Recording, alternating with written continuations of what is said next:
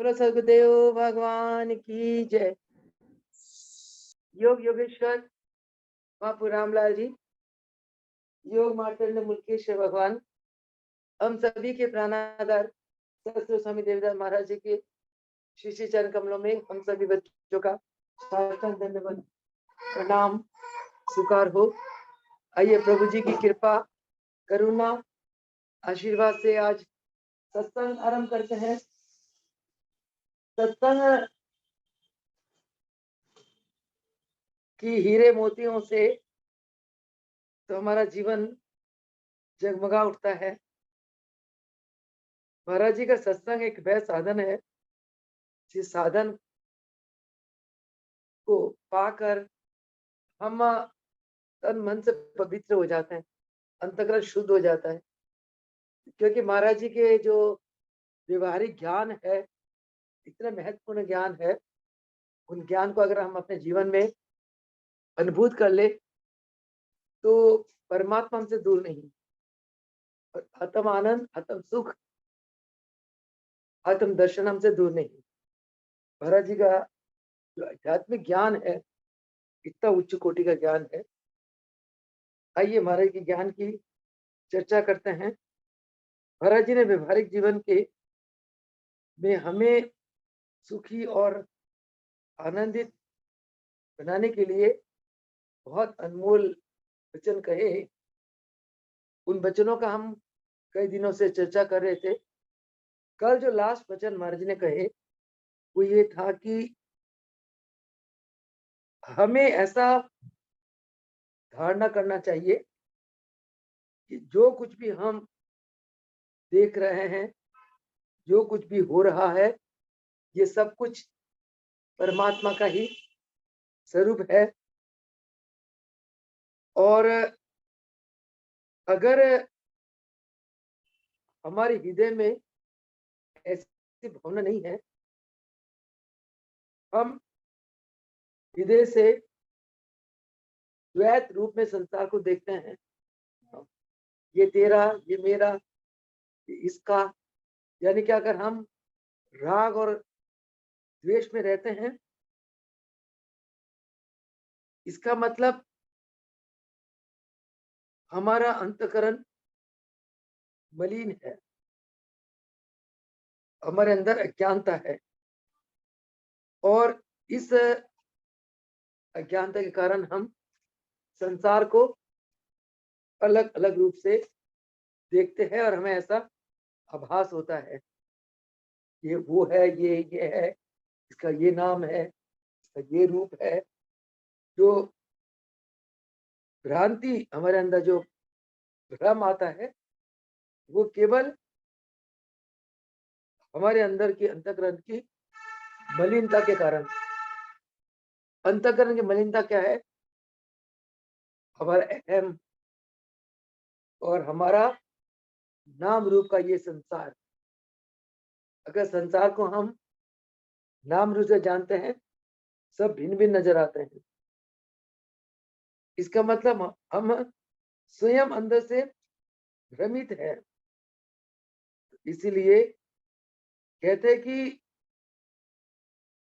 हम अपने मन को सुधारना है, स्वच्छ करना है और अपनी संकल्प शक्ति को बढ़ाना है कि सभी संसार की जितनी आत्माएं हैं, सब परमात्मा का ही स्वरूप है। और हमें उनसे हमेशा सद्व्यवहार करना चाहिए, किसी का तिरस्कार नहीं करना चाहिए। अगर हम तिरस्कार करते हैं तो ये हमारी अज्ञानता है, फिर हमें परमात्मा से आशीर्वाद नहीं मिलता, उनकी प्रसन्नता हमें नहीं मिलती। महाराज जी फरमाते हैं कि हर एक व्यक्ति के साथ इस प्रकार का व्यवहार करो जैसे वह परमात्मा ही उस नर के रूप में हमारे सामने प्रकट हो गए। एक बार की बात है, दीपा शास्त्री नगर में अपने घर में बैठी हुई थी। बाहर एक साधु आए, वह खड़े हो गए दीपा के सामने, कहते हैं बेटी कुछ कुछ भी भिक्षा दे दो। दीपा को ऐसा लगा कि जैसे बाप रामलाल जी उस साधु के वेश में उसके द्वारे पर आकर विराजमान हो गए। उसके मन की भाव, उसने उन साधु का बड़ा आदर मान करा और एक अपनी कंगना उतार के साधु को भेंट में दे दी। साधु चले गए। साधु के जाने के बाद दीपा के दिल में खुशी का ठिकाना नहीं रहा, बहुत आनंद में झूमने लगी। रात को सपने में भी दिव्य नजारे आने लगे और अगले दिन जब वो बम्बारी रोड आई, आते जैसे प्रणाम करा तो महाराज जी ने एकदम फरमाया, कल द्वारे पे कौन आया था? साधु आए थे। अच्छा, प्रभु जी थे? सोना उतार के दे दिया उनको, बेटा कर दिया। प्रभु जी और उसको दीपा को ये जो महाराज जी का जो इस प्रकार की जो एक जटिल सी गहन सी बात समझ नहीं पड़ी। महाराज जी क्या फरमा रहे? महाराज जी को कैसे ये सारा पता चला? तो महाराज जी ये अंदर अंदर सवाल करने लगी कि प्रभु वो आप ही तो नहीं थे उस स्वरूप में? मन में सवाल करने लगे और महाराज जी मुस्कुराने लगे। दीपक कहते हैं कि उस मुस्कुराहट से मुझे ऐसा भान हुआ जैसे ही उस वेश में या तो प्रभु रामलाल जी थे या महाराज जी स्वयं थे। तो उसके बाद जैसे दीपा के जीवन में उतार चढ़ाव बड़े कष्ट आए, एक के बाद एक सारे कष्ट चलते चले गए। फिर उन्होंने वो मकान छोड़ के गुड़गांव में बहुत बड़ी कोठी ली, वहां तो वह पलते फूलते चले गए। आज भी हर प्रकार का धन दान से परिपूर्ण परिवार में घर में रहती है।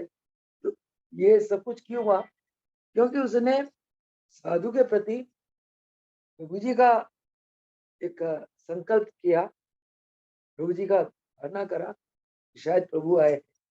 कहने का भाव है कि विचारों से हमें हर पल ऐसे सोचना चाहिए, जो दर चोला में आया है ये परमात्मा का ही रूप है। महाराज जी परमात्मा की जो भक्त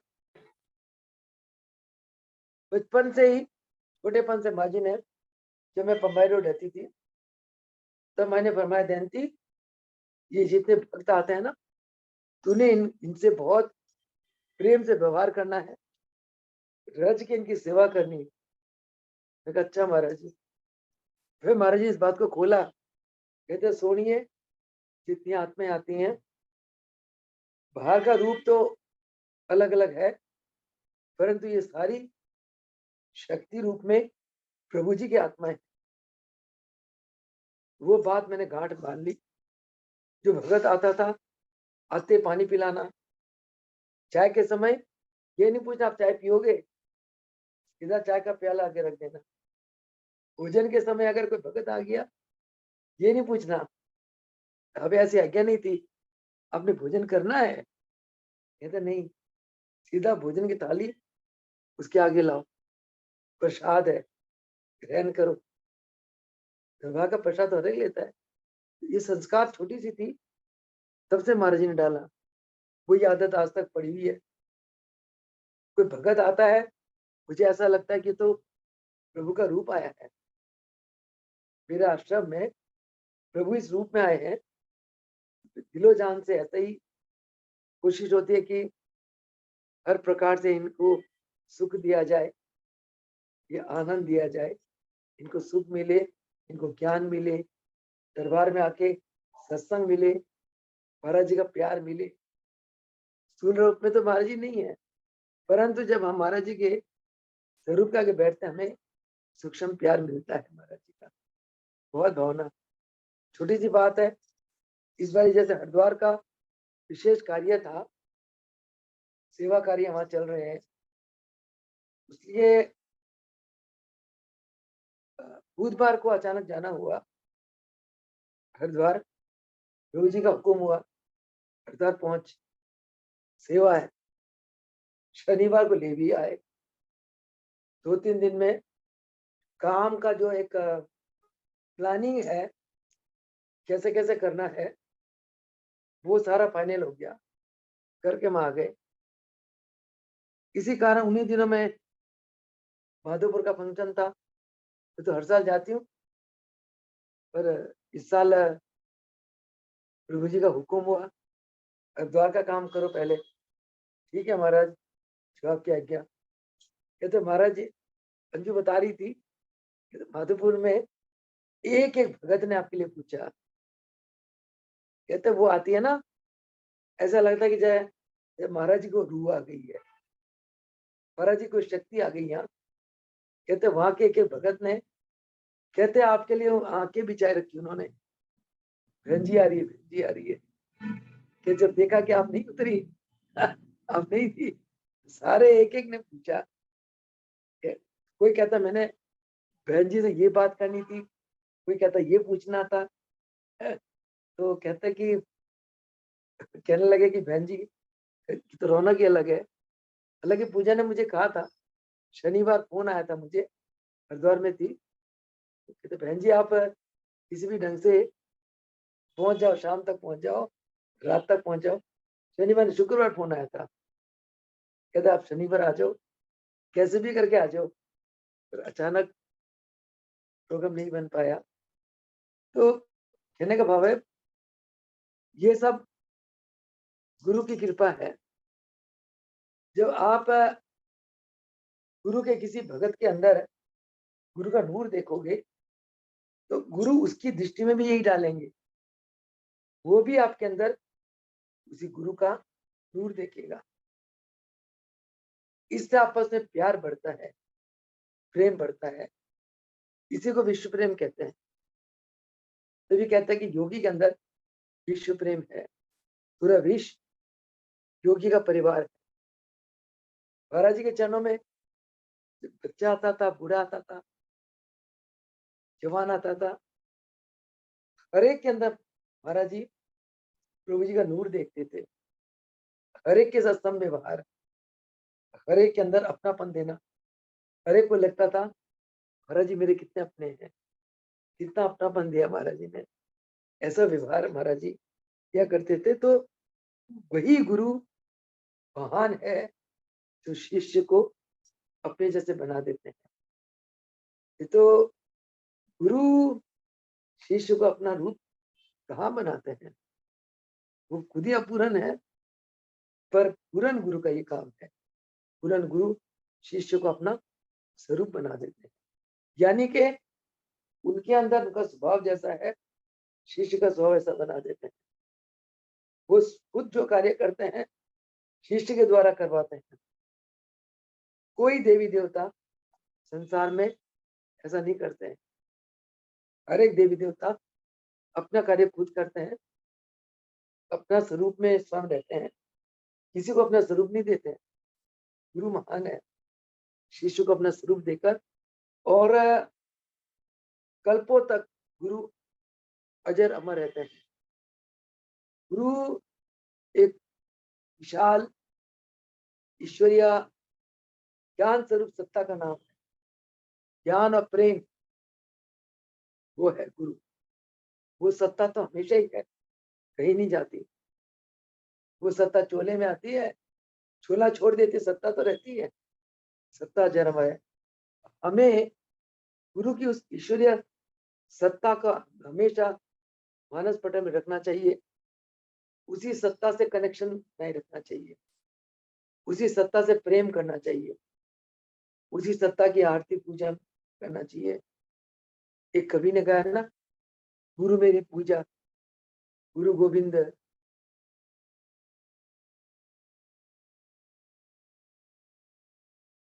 गुरु मेरा पार ब्रह्म, गुरु भगवंत। गुरु मेरी पूजा, मैं किसकी पूजा करूं? गुरु की पूजा करूं।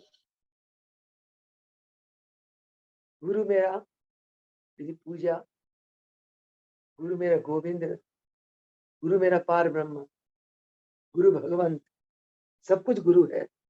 तो हम बच्चे जब गुरु के प्रति हर पल ऐसे ईश्वरीय भाव रखेंगे तो कोई कर्म संस्कार हमें सता नहीं सकती, कोई कष्ट दुख दर्द आ नहीं सकता। तो आइए आज का सत्संग आरंभ करते हैं। ये तो रही गुरु की बातें। अगला है, गुरुदेव फरमाते हैं, तुम्हारा चित्त तुम्हारे आत्मा की शक्ति है। तुम्हारा चित्त का जो आधार है वो तुम्हारी आत्मा है। तो अपनी आत्मा की शांति के लिए अपने चित्त को हमेशा शांत रखो। चित्त के लिए ऐसा विचार करो कि विपरीत परिस्थिति में भी मेरा चित्त डोलेगा नहीं, मेरा चित्त स्थिर रहेगा, शांत रहेगा। जो प्रेम शरीर में कोई कष्ट आ जाए कोई बात नहीं, शरीर में आया ना, मैं तो शरीर से अलग हूं, शरीर तो किराए का घर है, आज है कल नहीं है। मैं तो अविनाशी हूँ, मैं तो गुरु का अंश हूँ। कष्ट शरीर को आया ना, मेरे को थोड़ी आया। मैं का मतलब मेरा चित्त, मेरा पावर, मेरी आत्मा का, आत्मा की शक्ति। तो आत्मा और चित्त शरीर के अंदर ही होता है, परंतु शरीर से अलग होता है। और आत्मा शरीर धारण क्यों करती है? आत्मा के ऊपर है, आत्मा के साथ जो चित्त है, चित्त की जो वृत्तियां है, वो वृत्तियां मलिन हो जाती है। उन वृत्तियों में तरह तरह के बेकार बेकार के विचार आते हैं, उससे वो आत्मा मैली हो जाती है। तो जीव गुरु की कृपा से आत्मा की ऊपर जो वृत्तियां, जो चित्त के ऊपर जो वृत्तियां हैं, उन वृत्तियों को चित्त में समाकर उनकी मलिनता को समाप्त कर देता है। ये गुरु की कृपा से होता है, योग अभ्यास से होता है। वृत्तियां जब चित्त में समा जाती है, वो वृत्तियां शांत हो जाती हैं और चित्त उस समय आपका चित्त जो है वो बिल्कुल निर्मल हो जाता है। और निर्मल चित्त होते ही आपकी आत्मा शांति को प्राप्त करती है। आत्मा तो बहुत फ्लेक्सिबल है, एकदम निर्लेप है। आत्मा स्वयं अकर्ता है, निष्ठा रूप से अंदर बैठी है, परंतु चित्त के कारण चित्त आत्मा को मलिन मलिन कर देती है। फिर हम कहते हैं ना, बड़ी गंदी आत्मा है, अच्छी आत्मा है। आत्मा थोड़ी गंदी अच्छी होती है। आत्मा के ऊपर जो आवरण है,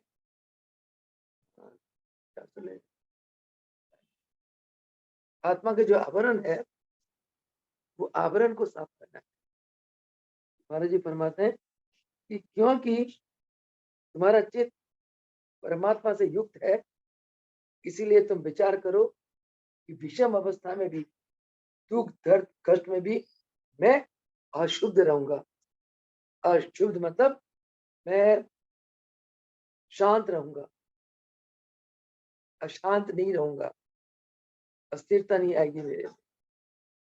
ऐसा विचार करो। उसके बाद अगला महाराज जी फरमाते हैं कि जो कुछ परमात्मा की ओर से आवे प्रेम से उसका स्वागत करो। परमात्मा की तरफ से जो आपको प्राप्त हो उसका स्वागत करो, आदर करो। इसका मतलब ये कहो कि तेरा भाना मीठा लगे।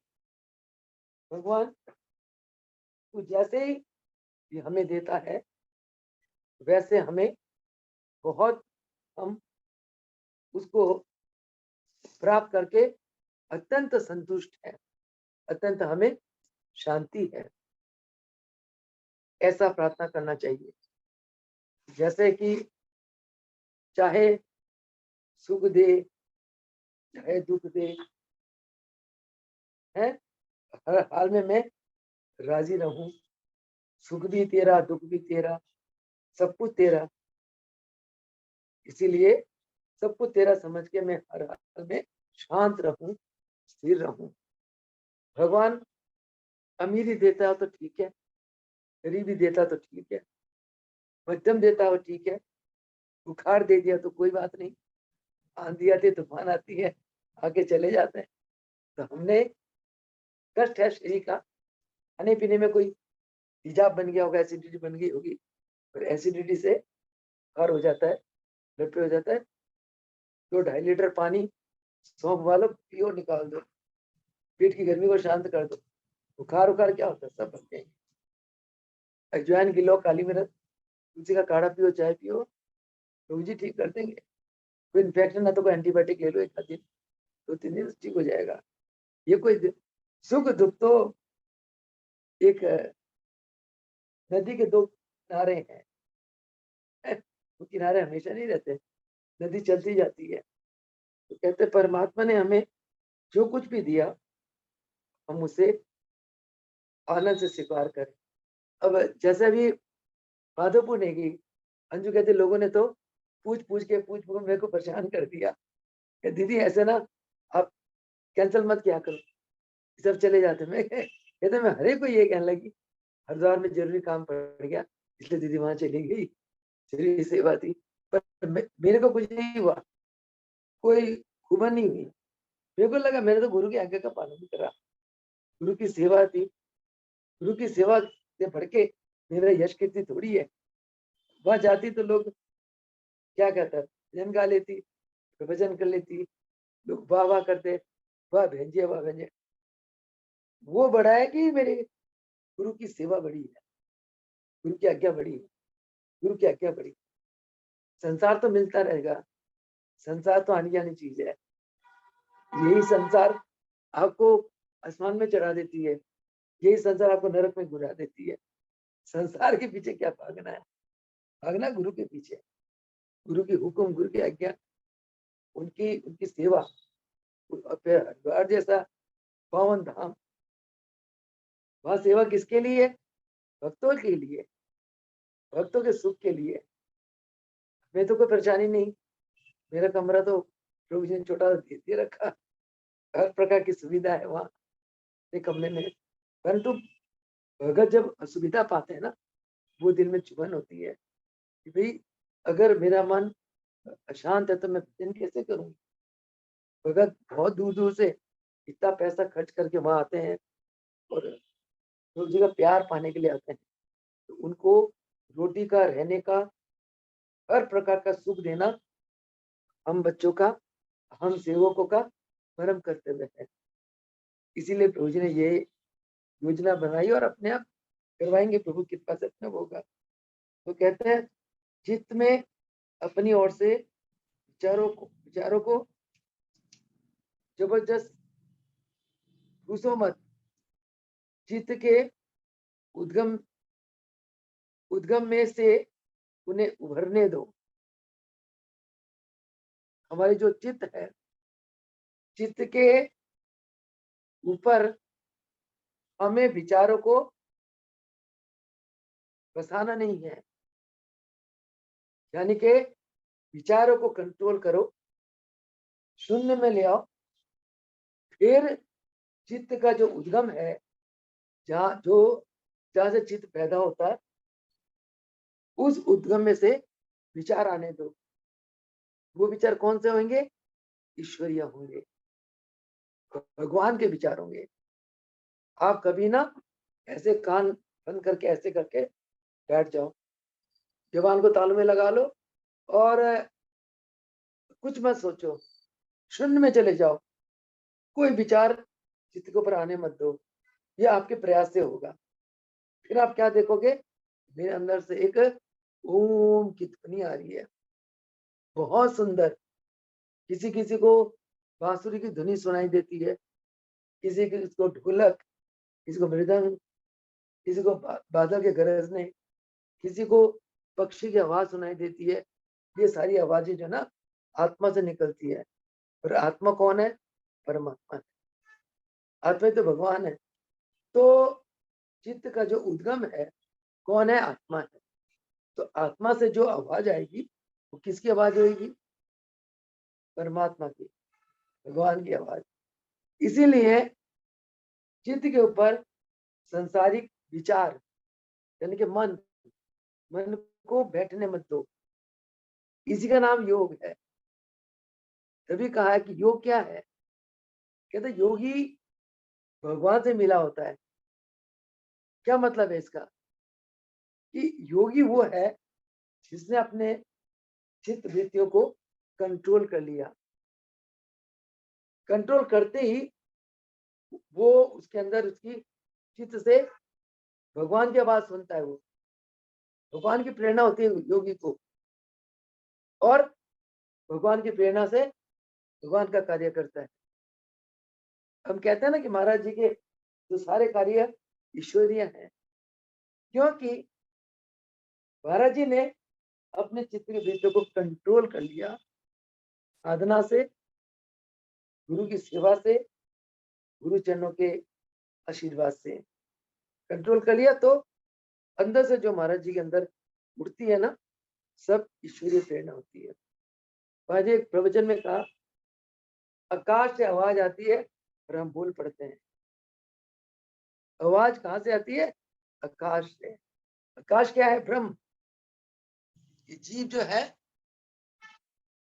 ये जीव ब्रह्म का ही अविच्छिन्न अविनाशी अंश है। तो इसीलिए आज फरमाते हैं, अगर तुम अपना चित्त को, मन को, चित्त को पर बैठने नहीं दोगे तो तुम्हारा एक एक विचार क्या होगा? परमात्मा का संदेश होगा। कई बार आप कहते हो ना, मुझे ये प्रेरणा हो गई, अचानक प्रेरणा हो गई। तो अचानक प्रेरणा होती है ना बिना बुद्धि के, वो परमात्मा की प्रेरणा होती है। वह जाने का कोई प्रोग्राम था ही नहीं।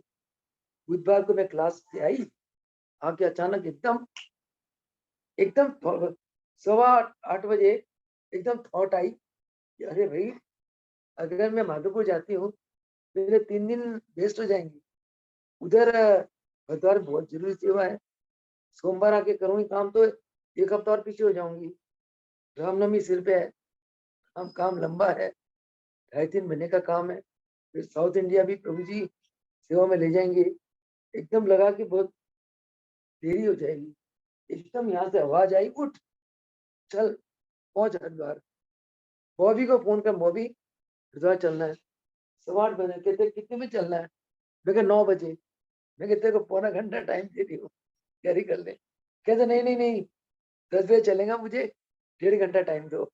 चल ठीक है, बिजनेसमैन है। तो आगे पहुंच गए, प्रभु जी कृपा बरसी। तो ऐसे करके जब आप हर पल परमात्मा में खोए रहते हो, आपका मन का मतलब विचार, अब विचारों में नहीं घूमते हो, तब जो आपके अंदर से एक आवाज आती है ना, वो है आत्मा की आवाज, वो परमात्मा की आवाज। उस आवाज को सुना करो, वो आवाज आपको एकदम सही दिशा देगी। कई बार हम जीवन में उलझ जाते हैं ना, ये करे ना करे, क्या करूं, ये प्रॉब्लम आ गई, सोचने लगते हैं। उस समय अपने आप को शून्य में ले जाकर महाराज के ध्यान में बैठ जाओ। ध्यान में बैठते ही थोड़ी देर के बाद अंदर आनंद आने लगेगा, और अचानक आपके चित्त से आवाज आएगी। वो आवाज परमात्मा की आवाज, और कहता है कि उस आवाज को सुनो कि परमात्मा परमात्मा। हमारे परमात्मा कौन है? परमात्मा किसको कहते हैं? परम आत्मा। हमारे परम आत्मा तो सामने बैठे हुए हैं। परम आत्मा, हमारे परम आत्मा तो यही है, गुरुदेव है, जो हमारे शुभ चिंतक है, जो हमारे रक्षक हैं, जो हम पे बहुत दयालु है। इतने दयालु है, संसार में कोई दयालु हो ही नहीं सकता। जितनी रक्षा उन्होंने मेरी करी, आज तक 10 पिता भी नहीं कर सकते मेरी। 10 पिता मेरे सिर पे खड़े हो जाए ना, पिता तो एक ही था मेरा, ऐसे 19 पिता और हो जाए, मेरी रक्षा नहीं कर सकता जो एक एक गुरु ने करी है। तो इसीलिए ऐसे गुरु महान है। अगले बात महाराज जी फरमाते हैं कि जब तुम हर पल गुरु के प्रेम में रहते हो, उसके ध्यान में रहते हो, तो अचानक तुम क्या देखते हो कि तुम्हारी वृत्तियां संसार से हट गई। कहाँ चली गई? अंदर चली गई। उस समय आपके अंदर एक आनंद की लहरें चलती है।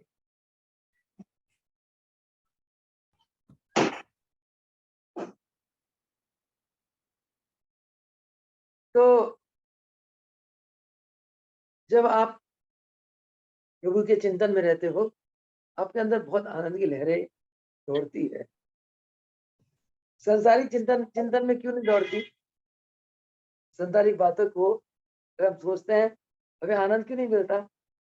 क्योंकि संसारिक वस्तु में प्राण शक्ति कम होती है। संसारिक वस्तु नाशवान होते हैं।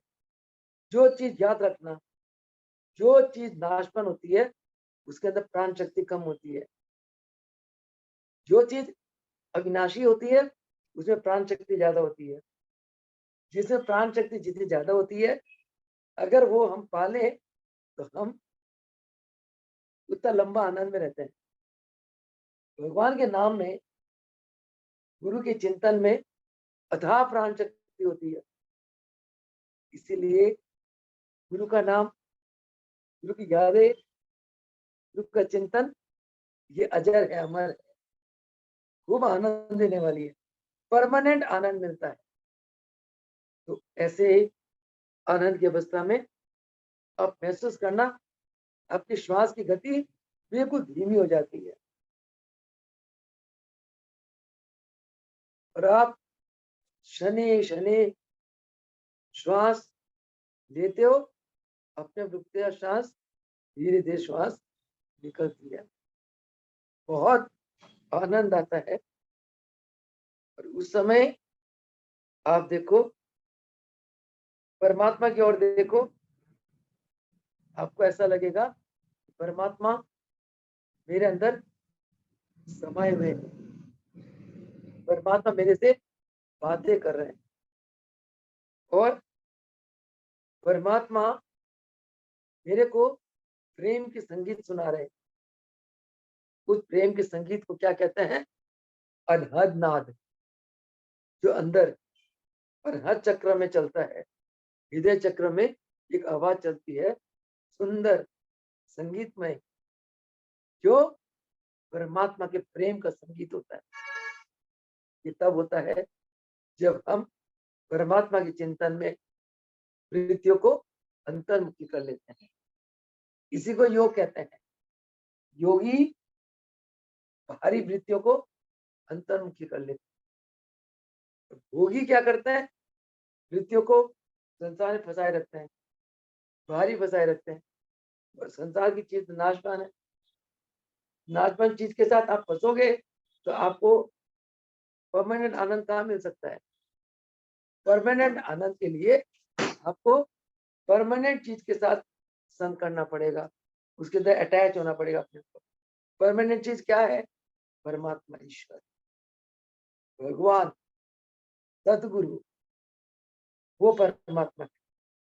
आइए आगे महाराज जी फरमाते हैं, एक और अनुभव करो, मेरा जीवन एक रहस्यमय है और उसका स्वरूप क्या है? उसका स्वरूप है प्रेम। कहते ना, लव इज ब्लाइंड। प्रेम अंधा है। एक लैला और मजनू का प्रेम क्या था? अंधा ही तो था। लैला को मजनू से दूर करने के लिए माँ बाप ने घर के अंदर बंद कर दिया। मजनू लैला लैला का पुकारता हुआ घर के आसपास घूमता रहता था, लैला की याद में। लैला इस घर के अंदर है। एक बार लोगों ने उसका संबंध मजनू से, लैला से विच्छेद करने के लिए मजनू के रास्ते में जलते अंगारे बिछा दिए। लोगों ने सोचा कि ये अंगारों पर चल नहीं पाएगा और लैला से दूर हो जाएगा, धीरे धीरे इनका नाता ही टूट जाएगा। पर कहता है लव इज ब्लाइंड, प्रेम अंधा है। ये प्रेम कहाँ होता है? किसके जीवन में? मनुष्य के जीवन में। प्रेम एक रहस्यमय चीज है। कहता है कि प्रेमी बन के प्रेम से ईश्वर की गुण गाया कर, मन मंदिर में नित्य उसमें झाड़ू तो रोज तो लगाया कर। प्रेमी बन के प्रेम से, भगवान केवल प्रेम के बंधन में फंसते हैं और भगवान को कोई बांध नहीं सकता। ईश्वर को आप संसारिक वस्तु से मान सम्मान देकर, उनकी स्तुति गाकर आप नहीं बांध सकते। केवल प्रेम से आप बांध सकते। प्रभु मुखराज जी रामलाल प्रभु जी के चरणों में विराजमान थे। एक अंधी लड़की आई, पिता ने बहुत प्रार्थना करी, प्रभु इसको रोशनी दे दो। प्रभु ने कहा इसको तो दिखता ही नहीं, हम क्या रोशनी दे। जल का कटोरा लाते हैं, मुन्नी सूरज के आगे सूरज का प्रतिबिंब डालते हैं, मुन्नी देख कुछ है चमक? कहते नहीं महाराज, कुछ तरह अंधेरा क्या। तो कहते इस बच्चे का इलाज संभव है। मुखराज प्रभु जी बैठे हुए थे। राजा जी कहते हे प्रभु, आपके द्वारे से कोई खाली जाए। आपका नाम तो दुख भंजन है, आप तो दुख के हरने वाले हो। तो देखो प्रभु जी की तरफ से, भगवान की तरफ से कृपा नहीं होनी थी बच्ची के ऊपर, क्योंकि राजा जी ने प्रार्थना कर दी। रामलाल प्रभु जी गुलकराज प्रभु जी के प्रेम में बंधे हुए हैं। प्रेम के बंधन में बंधने के कारण रामलाल प्रभु जी गुलकराज प्रभु जी को ना नहीं कर सके। कहते अच्छा, राजा जी की इच्छा है, आ जाएगी रोशनी। चलो मुन्नी को तालाब में स्नान कराओ, रोशनी आ जाएगी। आ गई। तो भगत भगवान केवल भक्ति के वश में होते हैं, भगत के वश में होते हैं। भगत किसको कहते हैं? जो भगवान के चरणों से निष्काम प्रेम करता है, जो तन मन धन आत्मा सब कुछ भगवान के चरणों में समर्पित कर देता है। तन तेरा मन तेरा। क्यों प्रेम? तन मन ही उसका है तो क्यों रोते हो, क्यों कष्ट पाते हो? बुखार आपको थोड़ी हुआ। भगत है, बीड़ी पीता था। वो हमेशा महाराज जी कोई बात कहते थे, महाराज जी को कहता था, कोई फरमाते कहता प्रभु आप ही करते हो, ए ये तूने क्या कर दिया? प्रभु आप ही नहीं करा। अच्छा वो काम हो गया? हाँ प्रभु आप ही नहीं किया। कहते अच्छा तू ना ये बीड़ी ना पिया कर, प्रभु आप ही तो पीते हो। इतनी हंसी आई, हमने कहा नालायक है भगवान को कहते मैं हुई नहीं। मतलब इतना वो बावला भगत था। कहते प्रभु मैं तो हुई नहीं, आप ही तो हो। ऐसे ही कहता था, वो दीवाना था बहुत प्रभु जी का। आप ही तो कहते थे बीड़ी बीड़ी ना पिया कर, समाज में गलत लगता है। मैं तो हुई नहीं, मैं तो पीते नहीं, आप ही तो पीते हो। किधर से महाराज जी को कहता है, आप ही तो। हमारी हंस पड़े, कहते देखो ऐसे तो भोले दीवाने भी है, तो गुरु को ऐसे कहते हैं। कहने का भाव ये है कि जब भक्त आत्म समर्पित हो जाता है भगवान को, उसके लिए सब कुछ न्यौछावर करना पड़ता है। कहता है कि मेरा ही, और कहते ये सोचो कि मेरा जीवन रहस्य का जीवन है, और इस रहस्य का स्वरूप क्या है? प्रेम। प्रेम के बंधन में बंध कर प्रभु जी, प्रेम के बंधन में प्रभु जी बंध गए। भक्तों ने जो जो बनाया प्रभु जी ऐसे ही बन गए। तुलसी के लिए राम बन गए, और सूरदास के लिए किशन बन गए। जिसने जो जो भगवान को जिस रूप में माना, भगवान वही बन गए। तो कहते हैं कि ये जो प्रेम है, ये प्रेम अति विशुद्ध है।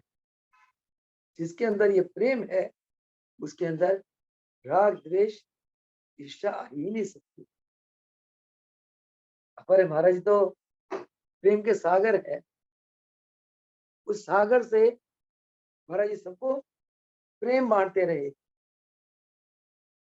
इसीलिए सभी भक्तों को लगता था, बच्चा हो, बूढ़ा हो, जवान हो, महाराज जी मुझे बहुत प्यार करता है। कृष्णा बहन जी आई यहाँ, कहने लगी दमयंती, दमयंती बहन जी महाराज जी मैनू इन्ना प्यार करते सी, इन्ना प्यार करते, मैं की कहां। जो मैं जानती सी, भाई कहते थी कृष्ण वास्ते जोना बिचा, कृष्ण वास्ते ए कर, ए ला, ए कर। तो ऐसे ही सारे भगत कृष्णा बहन जी की तरह कहते हैं, सब कहते हैं। तीनों कहती है महाराज जो मुझे प्यार दिया किसी को भी नहीं दिया। डोली कहती है मेरे को तो बहुत प्यार करते थे, चलो डोला डोली जो हमेशा लद के आती है, चलो डोला डोली आ गई। तो हर एक को महाराज जी अपनापन देते, अपना तत्व। क्यों? क्योंकि महाराज जी स्वयं प्रेम के भंडार है। कहते हैं प्रेम का सप्लाई प्रगति है, प्रेम की सप्लाई गुरु करते हैं। क्यों? क्योंकि गुरु प्रेम के भंडार है। खीर के बर्तन खीरी तो निकलेगी। कल रात को शरद पूर्णिमा की थी ना रात, प्रभु जी ने खीर खीर बनवाया। खीर बना के आंगन में रखा, ना चांद और बड़ी बारिश, किन मिन किन मिन। मैं कहा प्रभु जी ये शरद पूर्णिमा का खीर कैसे बनेगा? कहते खोती है, क्या तेरे लिए शरद पूर्णिमा, हमारे चरणों में रख दे, शरद पूर्णिमा ही पूर्णिमा है, खीर ही खीर है। तो मैंने क्या करा, प्रभु जी के चरणों में रखा, प्रणाम करा। फिर प्रभु जी ने प्रेरणा दी कि बाहर जो किरणें है ना, उन किरणों में चंद्रमा की शक्ति है, वो हमारी शक्ति है। वो चाहे चंद्रमा बादल से ढका हुआ है, वो है तो सही। सूरज के आगे बादल आते हैं, ये थोड़ी कि सूरज नहीं है, तो है, बादल ने ढक रखा है। चंद्रमा के आगे बादल चल बाहर रख दे, बाहर तखत में बरंडा के अंदर, और वो खीर का पतीला रखा और ऊपर जाली ढक के वजन रख दिया। मैं कहे प्रभु कृपा करना रात बिल्ली ना आ जाए, ना बिल्ली आए ना कोई बंदर आए, ना बिल्ली आए ना बंदर आए। सुबह 2 बजे उठ के सच मैंने खीर का पतीला को देखा, सुरक्षित पड़ा हुआ है। तो फटाफट पतीला अंदर ले आई, प्रभु जी के चरणों में भोग लगाया। तो कहने का भाव ये है कि आप का जब अंतःकरण विशुद्ध हो जाता है ना, हर वक्त आप किसी भ्रम में नहीं पड़ते हो, वहमबाजी में नहीं पड़ते हो। और आज कहने लगे कि कार्तिक पूर्णिमा है, कार्तिक मास का हवन बहुत अच्छा होता है। मैं कहा हमारे मांगे चरण में तो हर पल कार्तिक मास है। क्योंकि 96 से रोज पाठ पूजा होती है यहाँ। हर रोज देर से वो हो जाती है, फिर मैं व्यवस्था कर पाठ पूजा 108 मंत्र गाते हैं। एक एक मंत्र में एक कार्तिक मास की शक्ति है। तो 108 मंत्रों का हो गए, 108 कार्तिक मास की शक्ति आ गई उसमें। वो तो 3 लोग का मालिक है, संसार का मालिक है। तो उसकी पाठ जाप पूजा में तो बहुत शक्तियां हैं। कहता है कि महाराज जी फरमाते हैं कि हर पल ये सोचो और ना करो, मैं एक विशुद्ध प्रेम हूँ। आप नाम नहीं हो, ना रूप हो, ना शरीर हो, आप एक विशुद्ध प्रेम हो। प्रेम क्या है? एक शक्ति है। किसकी शक्ति है? आत्मा की शक्ति। वो शक्ति कहाँ रहती है? आपके चित्त में रहती है। तो इसीलिए इंसान क्या है? वो चित्त तो है। और ये विशुद्ध प्रेम ये आत्मिक है, आत्मा में। इसमें इस प्रेम में शरीर का गंध नहीं आता। इसलिए कहते हैं कि प्रेम अंधा है। प्रेम तो आत्मा का आत्मा से मिलन है। एक कवि ने गाया, छोड़ दे सारी दुनिया किसी के लिए, ये मुनासिब नहीं आदमी के लिए। प्यार से भी जरूरी कई चीज है, कई काम है। प्यार सब कुछ नहीं जिंदगी के लिए। एक दुनिया उजड़ भी गई तो क्या, दूसरा तुम जहां क्यों बसाते नहीं। चांद मिलता नहीं संसार को, एक दिया ही काफी रोशनी के लिए। वो कवि गाता है जिसके हृदय भगवान के प्रेम का दीवाना है। मैंने एक बार, महाराज जी ने मुझे पूछा, मस्ती में थे, कि जयंती इधर आ। कहते मैंने सुना तू ना कॉलेज में गीत गाती थी। मैं कहा हाँ महाराज जी मैं गाती थी, बचपन से गाती थी मैं, और मुझे म्यूजिक का शौक था। तो कहते कि कौन से गीत गाती थी? मैं शर्मा गई। मैं कहा महाराज जी गजल गाती थी। अच्छा गजल गाती थी, चलो गजल सुना। मैं कहा कौन सा सुनाऊं, कौन सा सुनाऊं? समझ ही नहीं आई। तो मैंने ये सुनाया, छोड़ दे सारी दुनिया किसी के लिए, ये मुनासिब नहीं आदमी के लिए। प्यार से भी जरूरी कई चीज है, कई काम है। प्यार सब कुछ नहीं जिंदगी है। तो ये सारा सुना है महाराज जी के चरणों में। फिर महाराज जी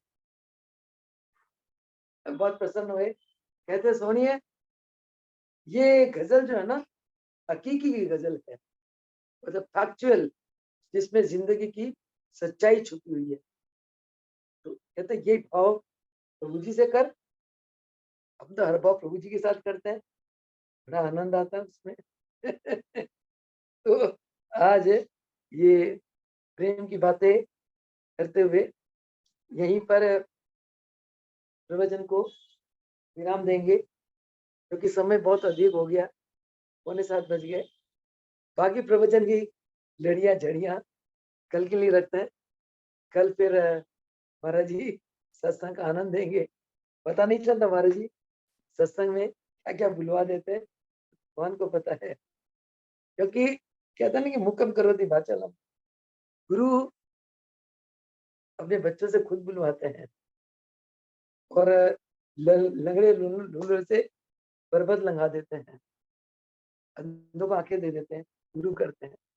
वो सुखदेव भगवान की जय। बोले योगेश्वर महापुर रामलाल जी की जय हो। मुल्केश्वर भगवान की जय हो। सत्य भगवान की जय।